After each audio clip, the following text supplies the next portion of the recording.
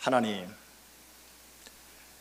오늘 본문을 통해 예수 그리스도를 소개하고 또 예수 그리스도를 대면하고자 합니다. 성령님의 조명하심 속에서 문자에 기록되어 있고 녹아져 있는 예수 그리스도, 성령님의 조명하심 속에 온 마음으로 몸으로 믿음으로 다가오게 하여 주옵소서. 말씀 복음이 선포됩니다.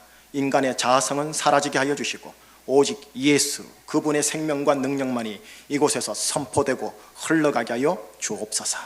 예수 그리스도 이름으로 감사하며 기도합니다.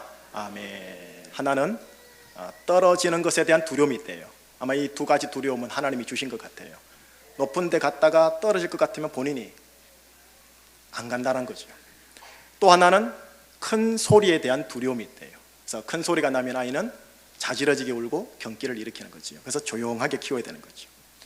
그런데 아이가 자라서 성장하여 성인이 되면 대략 7,000가지의 두려움을 가지게 된다고 합니다. 다시 말하면 6,998가지의 두려움은 자라면서 후천적으로 배우고 습득하는 두려움이라는 거죠. 자, 어떤 게 있을까요? 나이가 이제 지긋 중년으로 들어가시는 분들, 장래 노후에 대한 두려움이 있으시지요? 자, 한창 열심히 일하실 분들, 직장과 사업에 대한 묘한 막연한 두려움이 있지 않습니까? 우리 청년 여러분, 결혼과 취직에 대한 두려움이 있지 않습니까? 우리 학생 여러분, 학업과 진로에 대한 또한 두려움, 이런 거 있지 않습니까? 이런 7,000가지의 두려움들 가운데 가장 밑바닥에 깔려있는 두려움이 두 가지가 있다고 합니다. 그 하나는 죽음에 대한 두려움입니다. 이거는 나이가 들면 들수록 더 많이 노골적으로 발생되었습니다. 사회적인 용어로 말하면 단절에 대한 두려움이래요. 죽음은 단절을 얘기해요. 자신과의 인생을 단절하고 환경과 단절하고 사랑하는 님과 단절되어지는 두려움인 거죠. 이 두려움이 7,000가지의 두려움이 밑바닥에 깔리는 거예요. 또 하나의 밑바닥에 깔리는 두려움이 뭐냐면 우리 교회 용어로, 복음 용어로 정죄에 대한 두려움이 있다고 합니다. 일반 보통 명사로 말하면 거절에 대한 두려움입니다. 내가 내 자아에 대한 거절, 타인에 대한 거절, 내 인생 전체적인 것에 대한 거절, 정죄에 대한 두려움이죠. 우리 대부분의 사람들이 인생 세월 살아오면서 많은 이들로부터 또 많은 인생사에서 정죄, 거절을 받아왔답니다. 그래서 우리들에게 무의식 가운데 깔리는 의식이 뭐냐면 나는 안 돼, 나는 안 돼, 나는 어쩔 수 없어, 이 의식이요. 또한 이것이 옆에 사람한테 투사가 되어서 저 사람은 안 돼, 저 사람은 아니야 라는 거절의식, 곧 정죄의식입니다. 이 정죄의식이 자기 파괴와 자기 혐오를 낳아요. 자멸, 자살을 가지고 오고요, 자기 스스로 상처를 주고 자기 비하와 멸시를 가지고 온다고 합니다. 모든 7,000가지의 두려움 밑바닥에 흐르는 두 가지의 두려움, 죽음에 대한 두려움, 정죄에 대한 두려움. 이 죽음과 정죄에 대하여 왜 생겼는지 과학자들은 모르지만 하나님의 말씀은 명확하게 우리에게 그 태초의 근원을 가르쳐 줍니다. 아마 자막에 나올 겁니다. 로마서 6장 23절 먼저 한 말씀 같이 읽어보도록 하겠습니다. 시작. 죄의 삭은 사망이요 하나님의 은사는 그리스도 예수 우리 주 안에 있는 영생입니다. 아마 첫 문장이 다른 글씨체로 되어 있을 거예요. 색깔이요. 죄의 삭은 사망이라. 죄의 대가로 죽음이 온다라는 겁니다. 또 하나요. 로마서 5장 18절 말씀이 또 기록될 겁니다. 같이 읽겠습니다. 그런즉 한 범죄로 많은 사람이 정죄에 이른 것 같이 한 의로운 행위로 말미암아 많은 사람이 의롭다 하심을 받아 생명에 이르렀느니라. 역시 앞문장에 보면은 다른 색깔 글씨체로 한 범죄로 많은 사람이 정죄에 이르렀다라고 기록되어 있습니다. 이렇듯 사망, 죽음과 정죄, 이 두 가지의 원형적인 근원이 뭐냐? 바로 죄입니다. 죄가 사람과 그 관계에 죽음과 정죄감을 가지고 옵니다. 죽음과 정죄함이 있는 곳에 7,000가지의 두려움이 양산되어집니다. 여러분, 그 두려움을 잊고자 우리는 용을 씁니다. 이 용 쓰는 것을 일컬어 인생이라고 해요. 어떤 사람은 쾌락에 집중합니다. 그 두려움을 잊고자. 어떤 사람은 그 두려움을 잊고자 합법한 즐거움과 유희에 집중합니다. 어떤 사람은 일 중독자가 되어 자기 일에 아주 열심히 하여 몰입합니다. 어떤 분은 종교와 도덕 사상에 몰입을 하고 집중합니다. 혹은 다른 이들과 구별되는 종교적, 도덕적, 복지적 행실을 함으로 자신과 하나님에게 인정을 받으려고 합니다. 모든 것에는 두려움을 잊고자 하는 모습이 있는 거죠. 여러분은 이 죄에서 시작된 사망과 정죄에 대한 두려움을 어떻게 잊으려고 용을 쓰십니까? 세상 직장과 사업에 일 중독자처럼 몰입하시진 않습니까? 아니면 어떤 종류이든 육체의 쾌락과 합법적인 유희에 집중하고 몰입하시지 않으십니까? 아니면 남들보다 높은 수위의 학업적 행실과 종교적 윤리적 행실을 통해 내가 은근히 다른 사람보다 수준 있는 사람이라는 것을 인정받고 싶어 하시는 모습 아니신지요? 자, 이런 인생을 살아가는 우리 대부분의 인생을 향하여 오늘 본문 속에서 예수님을 우리에게 소개하고 있습니다. 저는 이 본문 속에 등장하는 예수님을 소개하면서 이 예수님이 여러분들의 주님이라는 것, 우리 교회와 우리 가정의 주님이라는 것을 재차 소개하고 싶습니다. 자, 이제 오늘 본문요, 예수님이 지나가시다가 어느 누구를 만나는 대목으로 오늘 본문은 시작합니다. 14절 말씀 한 목소리를 읽겠습니다. 또 지나가시다가 알페오의 아들 레위가 세간에 앉아 있는 것을 보시고 그에게 이르시되 나를 따르라 하시니 따르니라. 레위라는 사람이 등장하네요. 세관에 앉아 있는 것 보니 그의 직업은 세리입니다. 오늘날은 뭘까요? 세무사 직원인 겁니다. 그러나 여러분, 오늘날 세무사의 직원과 지금 세리랑 다른 겁니다. 로마 제국을 위해 자국민의 혈세를 뜯어내는 직종의 사람입니다. 많은 사람들이 그를 노골적으로 정죄합니다. 저 녀석은 나라를 배반하고 팔아먹으면서 부자된 놈이야. 저 녀석은 죽어도 마땅하지. 이렇게 정죄와 사망의 화살을 쏟아냅니다. 그 시대에 죄인 중에 죄인인 거죠. 민족과 백성을 배반하는 죄를 짓는 사람이라는 겁니다. 한편 본인 당사자 레위를 한번 볼까요? 사람들이 사망과 정죄의 손가락을 하면서 자신을 벌 거라는 걸 모를까요? 왜 모르겠습니까? 알지요. 내 주위 사람들이 주는 눈초로 인해서요, 아마 두려움이 가득하고 민감했을 겁니다. 그 두려움으로부터 탈피하기 위해 더욱더 자기 자신이 하는 직업에 일 중독자처럼 집중하였을 겁니다. 그리고 환경과 사람에 대해서는 마음의 문을 꽉 닫고 있었을 겁니다. 그러니 더더욱 악랄한 세리가 될 가능성이 많습니다. 악순환인 거죠. 바로 이런 사람을 오늘 본문에 예수님이 지나가시다가 보신 겁니다. 그리고 그에게 다가가 말을 건넵니다. 뭐라고요? 나를 따르라. 참 감사한 거는요, 이 도전의 말씀에 레위가 순응을 해요. 그리고 예수님을 저녁에 집으로 초대를 하는 거예요. 집에 초대하면서 자기 동료지요, 많은 세리와 지인들을 집으로 함께 초대한 겁니다. 자, 한번 보시지요. 15절입니다. 같이 읽겠습니다. 그의 집에 앉아 잡수실 때에 많은 세리와 죄인들이 예수와 그의 제자들과 함께 앉았으니 이는 그러한 사람들이 많이 있어서 예수를 따름이러라. 많은 세리와 죄인들이 함께 앉아 있다고 기록되어 있네요. 자, 여러분 여기서 잠시 알 거는요, 여기서 말하는 죄인이라는 게 현재 우리가 생각하는 형사법을 어겨 철장 속에 있는 죄인을 말하는 게 아니에요. 바리새인들이 요구하는 율법을 지키지 못함으로 인해서 넌 종교적으로 죄인이야 라고 정죄함을 받는 그 부류의 사람들을 말하는 거예요.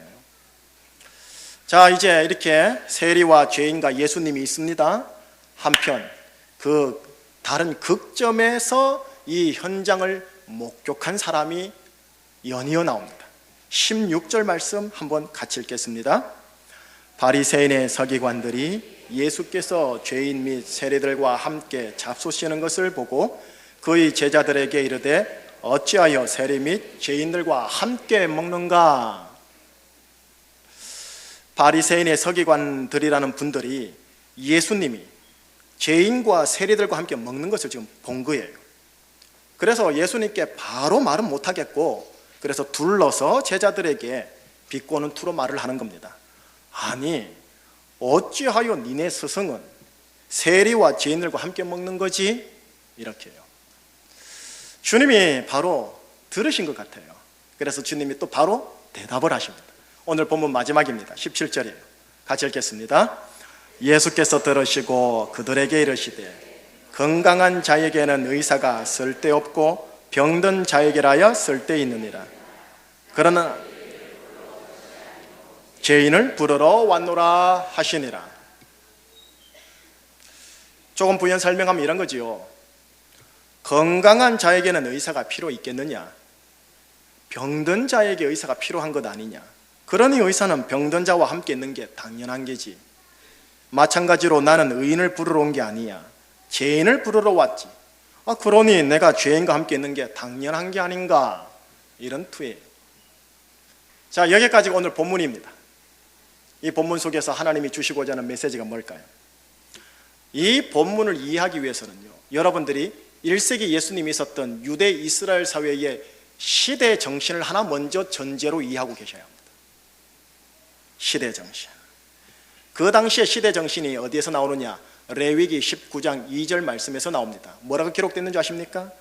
나 만군의 여호와가 거룩하니 너희도 거룩할지어다.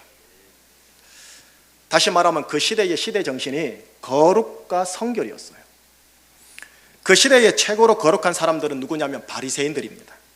바리새인들 가운데서도 율법을 가르치는 서기관들은요, 생활적인 면이나 지성적인 면이나 최고의 거룩한 사람, 성결한 사람이었지요.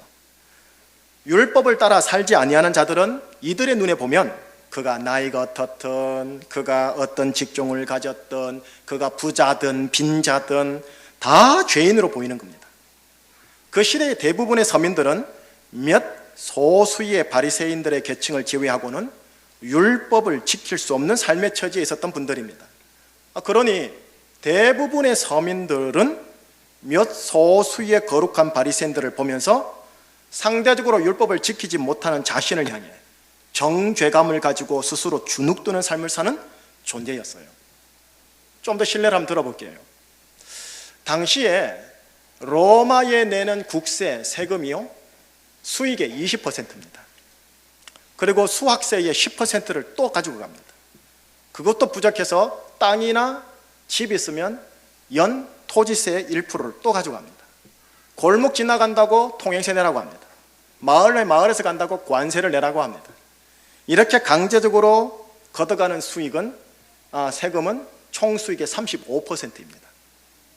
그러다 보니 율법에 기록된 성전세와 11조를 내는 것에 대하여는 일반 대다수의 서민들은 엄두를 못 내는 거예요. 국가에게 내어야 하는 위 35%의 강제 세금과 달리요, 성전세나 11조는 강제적 구속력이 없는 그냥 종교세거든요. 그러니 목구멍이 포도청인 대부분의 가난한 서민들은 성전세와 11조를 내고 싶어도 낼 수 없는 사회 경제 구조 속에서 어쩔 수 없이 죄인이 되는 거예요.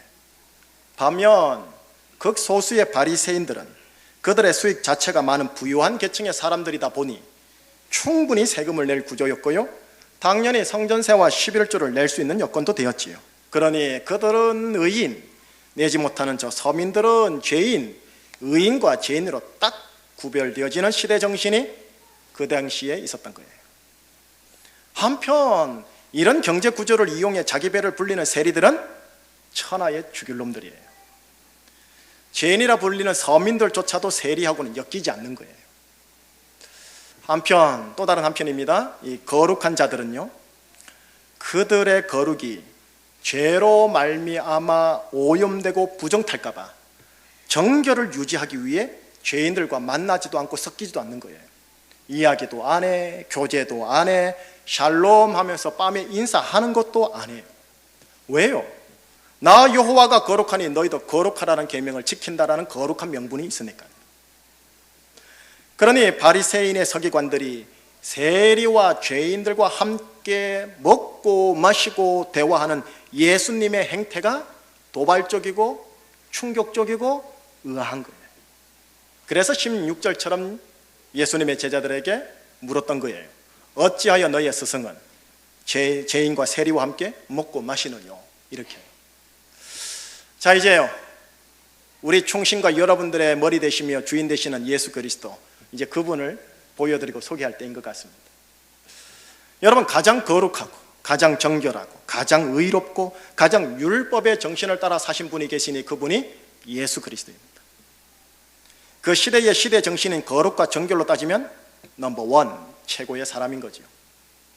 그런 그분께서 당신의 거룩과 정결을 고결하게 지키기 위해 세리와 죄인들과 멀리 해야 하는 것이 아닌가 싶은데, 이 어떻게 된 것인지, 그 시대 속에서 선민들조차도 정죄하는 가장 정결하지 못한 죄인들과 세리들을 친히 만나 부대끼고 대화하고 식사하고 교제를 하더라는 겁니다.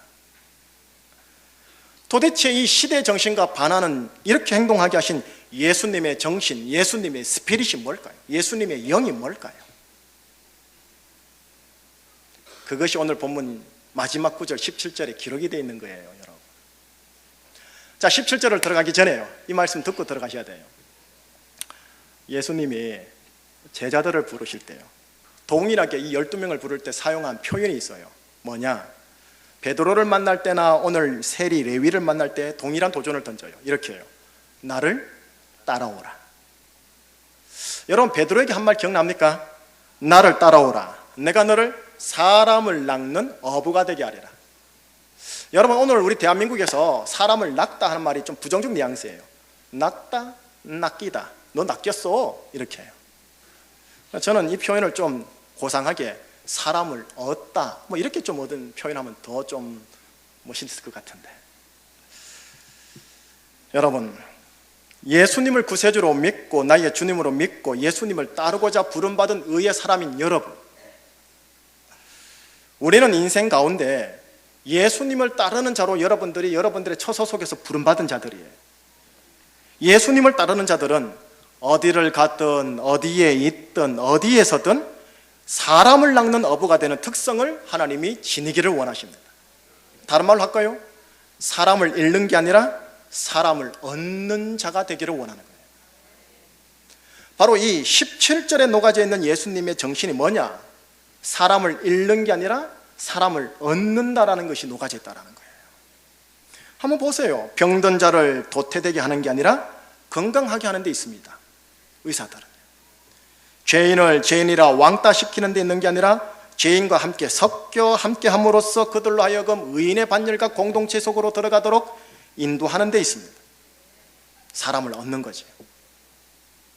가장 고결하고 가장 거룩하고 성결하여 무음하신 예수님께서 예수님의 이 정신을 성취하기 위해 가장 더럽고 가장 정죄가 판을 치는 곳으로 내려오신 겁니다. 정죄로 인하여 두려움으로 가득 찬 사람들을 찾아가시어 그들을 구원하여 그들이라는 사람을 지금 낚으려고 하는 겁니다. 얻으려고 하는 겁니다. 그들이 죄인이라 하여 심판으로 정죄감으로 사망과 죽음으로 그들의 생명을 잃기를 원치 않으신 거예요. 이것이 바로 예수님의 복음 정신, 예수님의 복음 라이프 스타일 생활인 거예요. 여러분, 예수님이 이런 말씀하신 거 기억나세요? 인자가 온 것은 잃어버린 자를 찾으려 함이라. 인자가 온 것은 잃어버린 자를 찾아 구원하려 함이라라는 말씀, 누가복음 19장 말씀이 있어요. 세리, 레위, 그들 부류의 사람들은요, 바리새인의 시각에서는 정죄와 사망의 심판을 받아야 할 죄인입니다. 하지만 예수님은 달리 본 거예요. 찾아내고 구원해야 할 잃어버린 한 마리 양으로 보신 거예요. 여러분, 여기 계신 모든 분들은요, 저를 포함해서요, 예수님께 한때 잃어버린 한 마리 양이었었어요. 여기 우리 모두가 다 잃어버린 양이었다가 찾은 바 되어 구원함을 얻어 충신교회 3부 예배 드리도록 인도받으신 분들이에요. 나를 향한 바리새인의 지적이 합당합니다. 나는 율법의 의가 요청하는 수준에 못 미치기에 분명 죄인입니다. 죄인에게는 사망과 정죄와 이로 인한 두려움은 합당한 거예요. 왜요? 죄의 대가는 사망이니까요. 이렇듯 율법으로만 본다면 레위와 세리들과 죄인들을 포함해서 여기 계신 우리 모두는 심판의 자리에 이르러 정죄를 혹독하게 받고요, 마지막엔 영원한 사망 곧 불못에 들어가야 해요. 그리고 이를 아는 우리는 남은 세월 죽을 때까지 두려움으로 살아야 되는 거예요. 그런데 우리의 주님 예수님은 나라는 사람을 율법의 관점에서 죄인이다라고 보시지 않고 다시 찾아야 할 잃어버린 양으로 보시고 나를 찾아 나서 구원하시더라는 겁니다. 모든 죄인들을 죄인들로만 보는 게 아니라 잃어버린 양으로 보시고 찾아 구원하려고 하신다라는 겁니다. 세리 레위, 정죄받기에 합당한 자예요. 죄인이라 부름받기에 합당한 자예요. 율법의 의로는 기준 미달의 사람이기에 사망과 불못에 이르기에 합당한 자예요. 그러나 아세요? 내가 레위인 거예요. 내가 레위인 거예요. 그런 레위 같은 나에게 예수님이 오늘 또 말씀하시는 거예요. 아들아, 나를 따라라. 내 딸아, 나를 따르라 라고요. 바리새인의 서기관들은 정죄와 사망의 말을 나한테 건넨다면 예수님은 뭘 하십니까? 있는 그대로 너는 나에게 와서 나를 따르라 합니다. 있는 그대로 나는 너를 받겠다, 수용하겠다 합니다. 그리고 나와 동행하자꾸나, 나를 따름으로 나와 동행하자꾸나, 수용과 동행의 말을 건네고 있는 거예요. 레위, 그가 어떤 존재인지 너무나 잘 아시는 분이 그를 있는 그대로 수용하고 동행하지 않겠냐라고 지금 제의하시는 거예요. 그러니 이거는 은혜지요. 기쁜 소식이지요. 굿뉴스, 복음이라고 하는 거예요. 여기 계신 모든 분들, 혹시 가족과 남이 모르는 은밀한 죄에서 시작된 이 사망과 정죄에 대한 두려움이 혹 있지 않습니까? 혹 내 은밀한 것이 밝혀지면 가족과 재주에서 단절되고 가족과 재주에서 거절되어지는 것이 있어 그것이 내 속에서 두려움을 일으키는 게 없으신지요? 없다라는 분은 없을 겁니다. 다 있습니다. 근데 이거 하나 기억해 주셔야 됩니다. 우리가 믿는 예수님이라는 분은 여러분이 아는 것보다 더욱 여러분의 은밀한 실상을 깊게 넓게 잘 알고 있다는 겁니다. 내 입술로 변명하는 내면의 동기까지 확 꿰차고 있다는 겁니다. 수사 경찰관은 속여도 주님은 속일 수가 없어요. 그런데 그 예수님이 나에게 이렇게 말하는 거예요. 아들아, 나를 따라와라. 딸아, 나를 따르라. 이렇게요. 여러분에게 다가오고 나에게 다가오시는 예수님은 바리새인의 서기관과 다른 예수님이신 거예요. 사망과 정죄를 일으키는 내 은밀한 죄의 실상을 다 아는데도 불구하고 이렇게 말하는 거예요. 나를 따르라. 내가 너를 수용하고 내가 너와 동행하며 너의 인생을 재기하기를 원하노라. 그러니 그레이스, 은혜지요. 그러니 굿뉴스지요. 이로써 주님은 나라는 사람을 낳습니다. 나라는 사람을 얻는 거지요. 나는 그분께 낚이는 거고요. 그 옛날 레위를 얻었듯이 말이지요. 그리고 이런 내가 주와 동행하는 가운데 나를 보내시어 다른 사람을 낳아 다른 사람을 얻기를 원하시는 거예요. 바리새인의 서기관들이 말한 사망과 정죄의 화살은 사람을 잃게 하지만 예수님께서 행한 수용과 동행의 말씀은 사람을 얻습니다. 우리가 믿는 예수 그리스도, 우리 충신과 여러분의 가정의 예수 그리스도, 내 인생의 반석 되시는 예수 그리스도, 그분은 나에게요 수용과 동행과 재기 은혜를 주시는 너무나 좋으신 예수님이세요. 이곳 제주에서 내가 부딪히는 가족과 친척들 속에서 수용과 동행과 재기 은혜로 함께 살아내라고 계속 오늘 또 기회를 주시는 귀하신 은혜의 예수님이세요. 예수님은 나에게 그렇게 계속 다가온다고요. 그래서 기어이 결국 예수님이 원하시는 예수님 따르는 제자의 인생을 살도록 우리를 계속 불러주시는 거예요. 나를 향해 모든 것을 참으며 모든 것을 믿으며 모든 것을 희망하며 모든 것을 견디시면서 또다시 수용과 동행과 재기의 은혜를 한없이 주려고 하시는 거예요. 왜요? 나를 얻고 싶어서요. 그래서 내가 멋지고 든든한 하나님의 아들들이 되어서 하나님의 아들답게 멋있게 살아가기를 원해서요. 자, 어떠세요? 오늘 본문에서 소개되는 이 예수님, 지금 설교에서 소개되지는 이 예수님, 이런 예수님 소개받으니 사망의 심판받을까 두려움이 몰려옵니까? 나는 안 돼, 나는 죽일 놈이야 라는 자기의 정죄감으로 인한 두려움이 계속 더 몰려오십니까? 아니면 예수님이 보여주시는 복음 정신, 복음 생활로 기쁨과 자유와 해방감을 느끼십니까? 그래, 또다시 재기하자, 또다시 내 인생을 수용하고 나에게 붙여주신 그 예수님과 동행해보자 라는 은혜의 결단이 일어나십니까? 예수님의 은혜의 복음, 기쁜 소식은 우리에게 정죄에서 자유케 합니다. 예수님의 은혜의 복음을 계속 여러분들은 들으셔야 합니다. 반대적 상황에서 매일매일 들어서 믿음의 수치가 낮아지지 않도록 계속 하셔야 합니다. 잊지 마세요. 로마서 말씀에 하나님 예수님은 이렇게 말씀하십니다. 그러므로 이제 그리스도 예수 안에 있는 자에게는 결코 정죄함이 없나니 이는 그리스도 예수 안에 있는 생명의 성령의 법이 죄와 사망의 법에서 너를 해방하였음이니라. 예수님에 대한 믿음으로 정죄함에서 자유해방케 되시고요, 기쁨의 삶을 사시고요, 7,000가지의 두려움에서 자유케 되시기를 주의 이름으로 축복합니다. 기도하시겠습니다. 하나님 아버지, 아버지의 마음이 예수님을 통해서 나타났습니다. 예수님의 모습 속에서 아버지의 마음을 읽어냅니다. 아버지의 마음과 예수님의 마음은 하나입니다. 우리를 향하여 너는 심판받기에 합당하다라는 사실을 알면서도 불구하고 넌 내 아들이다, 너는 내 딸이다, 내가 너와 동행하기를 원하노라, 있는 모습 그대로 수용하여 나와 동행하며 신의 성품 곧 예수님의 성품을 닮아가기를 원하노라, 이렇게 계속 나에게 제의하여 주신다 하시니 감사합니다. 이 예수님께 내 인생을 드리고 맡기고 예수님과 동행하고 내면적으로 예수님을 닮아가고 외면적으로 7,000가지의 두려움에서 자유한 삼부 예배 하나님의 아들들 딸들 되도록 인도하여 주시옵소서.